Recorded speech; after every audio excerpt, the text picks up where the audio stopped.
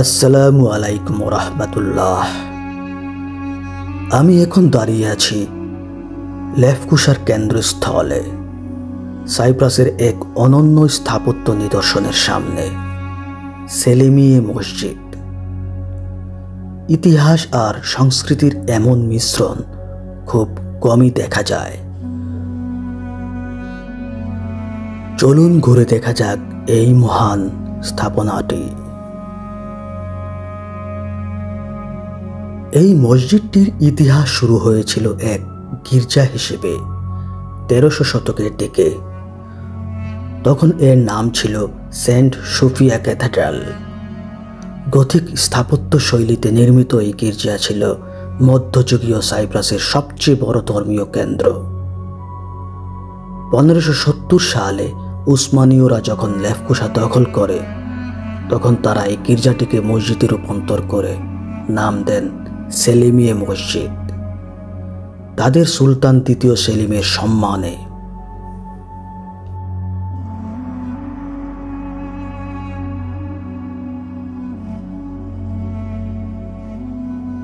মসজিদের ভিতরে ঢুকলেই চোখে পড়ে বিশাল গথিক খিলান আর পাথরের স্তম্ভ।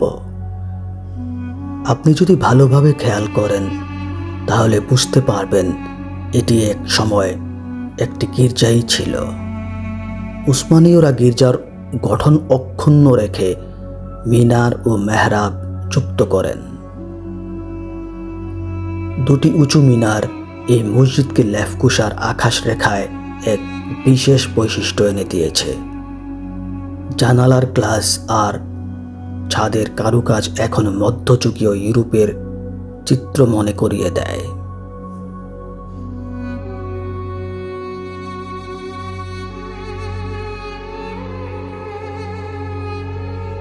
আজও এই মসজিদে নিয়মিত জামাতে নামাজ হয়। স্থানীয় মুসলিমরা এখানে শুক্রবারের নামাজ আদায় করেন। পর্যটকদের জন্য এটি খোলা থাকে, তবে নামাজের সময় একটু সম্মান রেখে চুপচাপ থাকাই ভালো।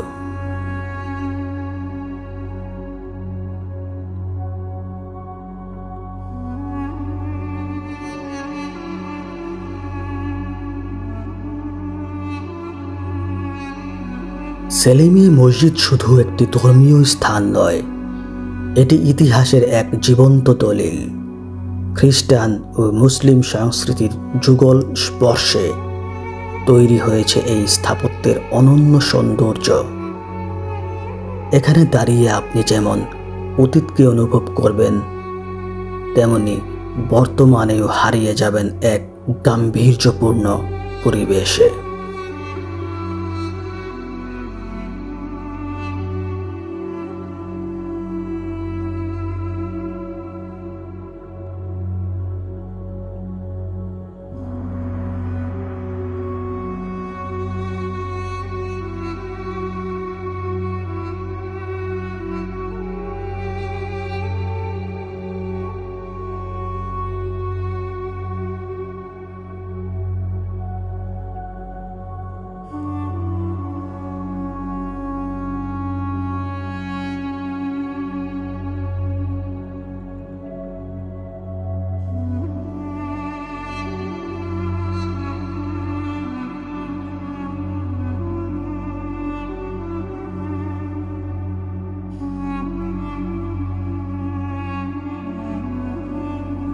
আপনি যদি লেফকুশায় আসেন তাহলে সেলিমিয়ে মসজিদ দেখা একদমই মিস করবেন না।